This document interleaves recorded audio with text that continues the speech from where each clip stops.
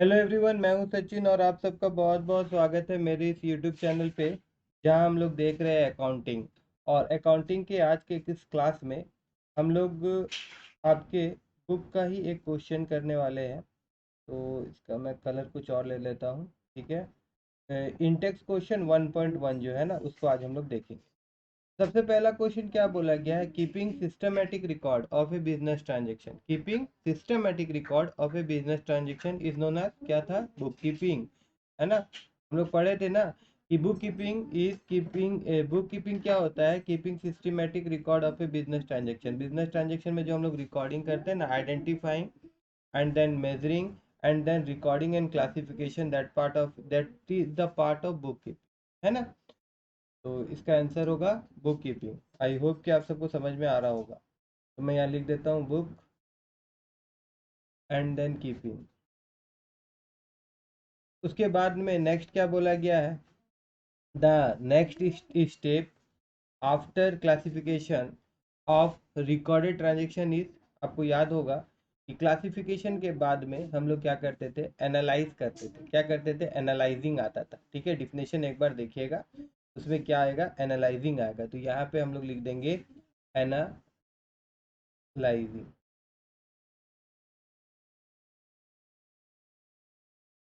ठीक है ना।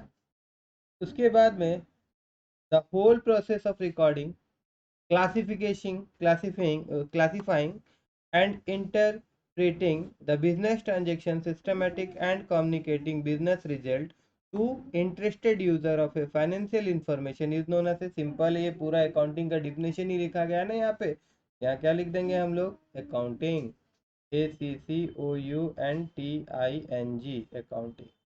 And then interested user of the accounting information. भैया इंटरेस्टेड यूजर कौन कौन थे? जैसे कि इन्वेस्टर, आप बहुत कुछ लिख सकते हैं। यहाँ सिंपल मैं लिख देता हूँ पहले एक आपका इन्वेस्टर,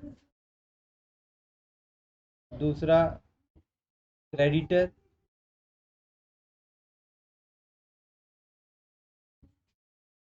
ठीक है ना। और उसके बाद और भी दे सकते हैं आप, हम लोग पढ़े हैं। यहाँ पे मैं ETC कर दे रहा हूँ, ठीक है ना। उसके बाद में नेक्स्ट यहाँ पे क्या करना है इस क्वेश्चन में?